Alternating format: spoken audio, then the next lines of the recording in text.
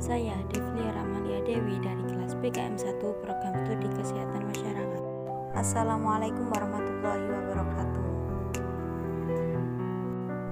Sebelumnya kita telah bahas tentang kelahiran Rasulullah SAW hingga di pangkuan sang paman Abu Thalib. Dan selanjutnya kita akan bahas mulai dari pernikahan Rasulullah dengan Siti Khadijah hingga turunnya wahyu pertama dan pengangkatan kerasulan.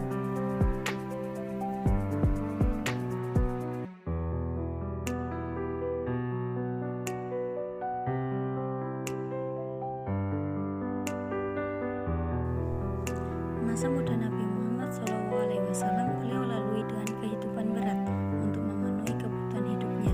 Nabi Muhammad mengembala kambing penduduk Mekah demi mendapatkan upah. Pada usia 25 tahun, beliau memulai usaha dagang dengan modal Siti Khadijah, wanita pengusaha kaya raya dan terpandang di Mekah saat itu dengan sistem bagi hasil. Mendengar kejujuran dan keluhuran budi pekertinya, Siti Khadijah menawarkan kepada Rasulullah untuk membawa barang dagangannya dan menjual di negeri Syam. Rasulullah SAW menerima tawaran tersebut. Maka Siti Khadijah memberikan barang-barang dagangannya yang paling utama yang tidak pernah diberikan kepada pedagang lainnya. Beliau sertakan pula budanya bernama Maisyarah untuk menemani Rasulullah SAW.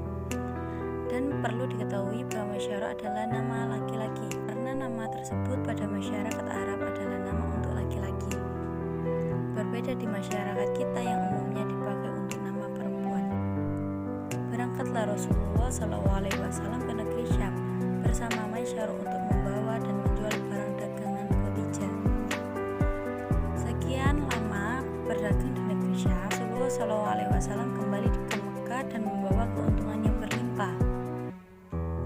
Melihat hal tersebut, semakin kagumlah Siti Khadijah dengan kepribadian Rasulullah SAW.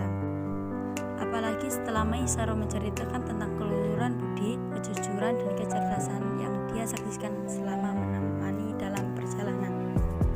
Siti Khadijah seperti mendapatkan sesuatu yang selama ini beliau cari-cari. Karena sebagai wanita kaya raya dan terhormat, sudah banyak tokoh dan pemimpin suku yang berusaha melamarnya, namun belum ada yang beliau terima. Akhirnya masalah tersebut segera beliau sampaikan kepada sahabatnya, Nafisah binti Mania.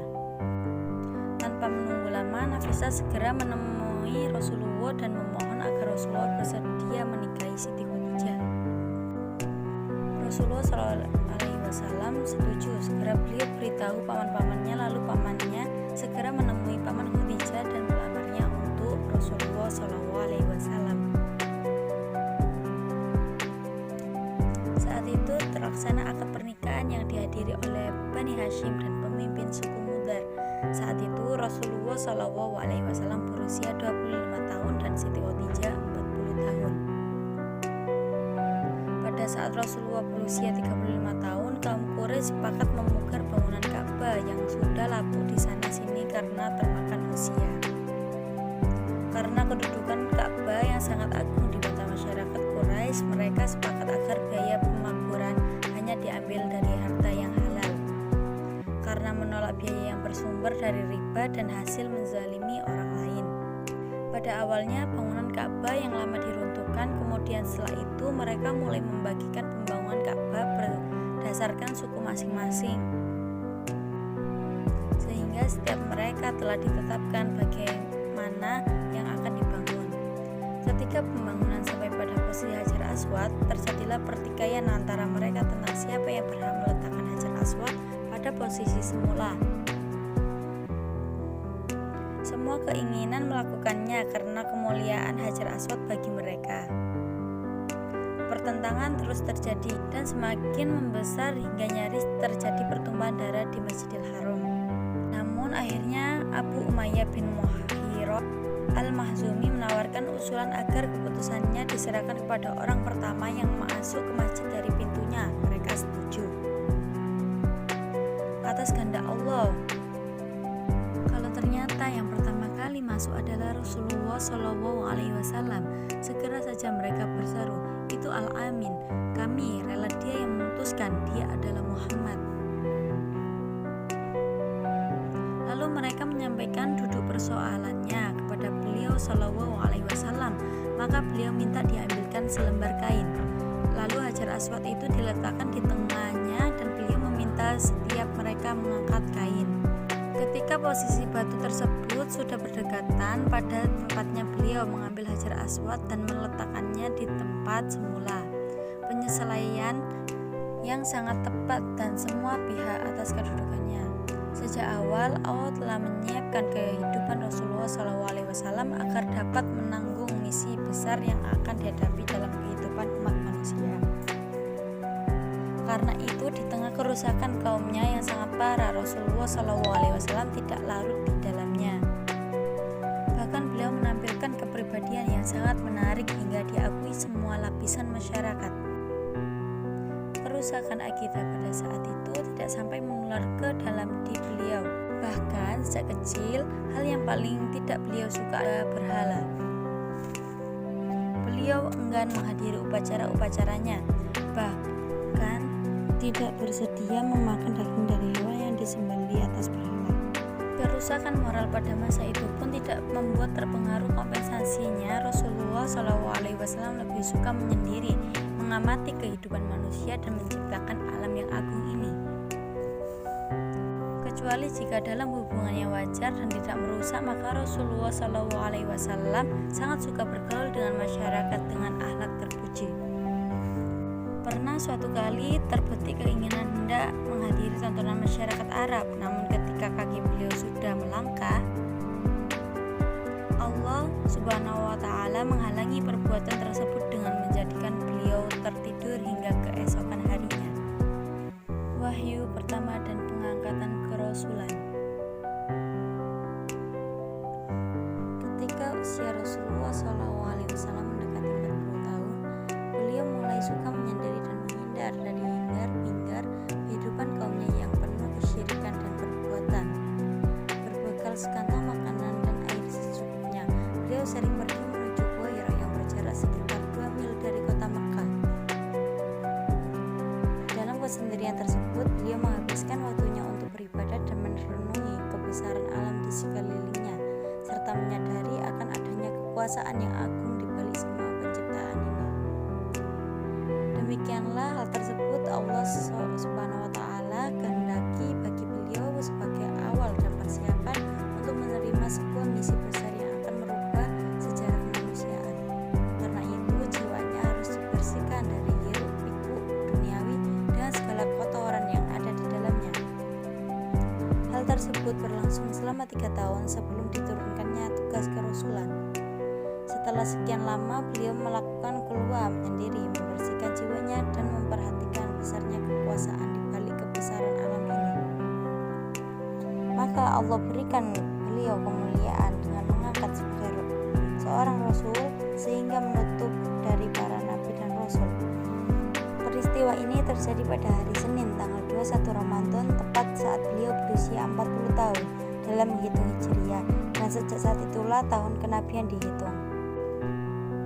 Kejadian ditandai dengan hadirnya malaikat Jibril yang datang kepadanya dan memeluknya sebanyak 3 kali.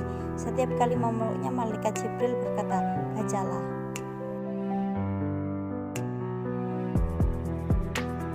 Setiap kali itu pula Rasulullah menjawab, "Saya tidak dapat membaca." Rasulullah sangat keletihan sekali, takut dan panik menghantui dirinya.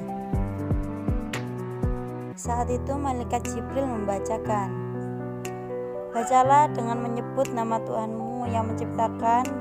Bacalah dengan menyebut nama Tuhanmu yang menciptakan. Dia telah menciptakan manusia dari segumpal darah. Bacalah, dan Tuhanmu lah yang maha pemurah, yang mengajar manusia dengan perantaraan kalam." Kemudian malaikat Jibril pergi meninggalkan beliau. Rasulullah kembali ke rumahnya dengan badan gemetar. Beliau khawatir bahwa apa yang baru saja dialami akan mencelakakannya. Kemudian beliau masuk menemui Siti Khadijah seraya berkata, "Selimuti aku, selimuti aku." Siti Khadijah segera menyelimutinya. Hilanglah ketakutan dari diri Rasulullah. Kemudian beliau menceritakan kepada istrinya yang setia apa yang terjadi di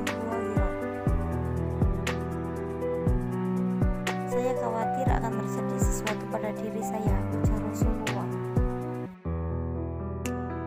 Siti Khadijah segera menenangkan dan menghibur suaminya seraya berujar, tidak sama sekali, Tuhan tidak akan menghinamu selamanya. Engkau adalah orang yang suka menyambung silaturahim, membawakan dan membantu orang yang lemah, menghormati tamu dan suka menolong dalam kebaikan. Kemudian Siti Khadijah bersama Rasulullah pergi ke rumah pamannya, Waraqah bin Naufal. Dia adalah orang yang banyak mengetahui isi kitab Taurat dan Ines sudah renta lagi buta. Rasulullah menceritakan apa yang terjadi. Mendengar hal tersebut, Waraqah tanpa gembira. Itu adalah malaikat kepada Nabi Musa. Engkaulah Nabi umat, sayang sekali seandainya saja aku masih hidup saat engkau diusir oleh kaummu. Apakah mereka akan mengusir aku? Tanya Rasulullah. Ya, tidak ada seorang pun membawa seperti apa yang kamu bawa kecuali dia akan dimusuhi. Seandainya aku mengalami saat hal itu terjadi, aku akan membelamu sungguh-sungguh, kata Waraqah. Namun ternyata Waraqah meninggal dunia ketika wahyu sempat terputus beberapa lama setelah wahyu pertama. Setelah turun wahyu pertama, berapa hari lamanya tidak turun lagi wahyu berikutnya. Hal tersebut membuat Rasulullah SAW gelisah dan bersedih. Beliau terus menanti wahyu berikutnya diturunkan. Sebenarnya hal ini merupakan sarana bagi beliau untuk menenangkan diri agar beliau sadar dengan apa yang beliau alami pada kali pertama menerima wahyu dan untuk meyakini bahwa beliau kini telah menjadi seorang utusan Allah.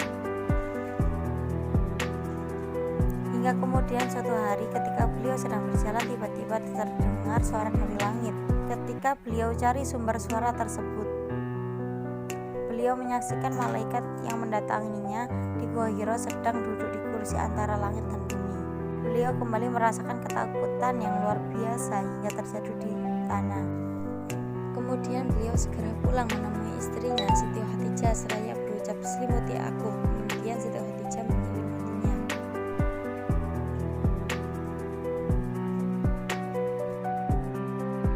Pada saat itulah wahyu kedua Allah turunkan. Hai orang yang berselimut, bangunlah lalu berilah peringatan, dan Tuhanmu agungkanlah, dan pakaianmu bersihkanlah, dan perbuatan dosa menyembah berhala tinggalkanlah, dan janganlah kamu memberi dengan maksud memperoleh balasan yang lebih banyak, dan untuk memenuhi perintah Tuhanmu bersabarlah.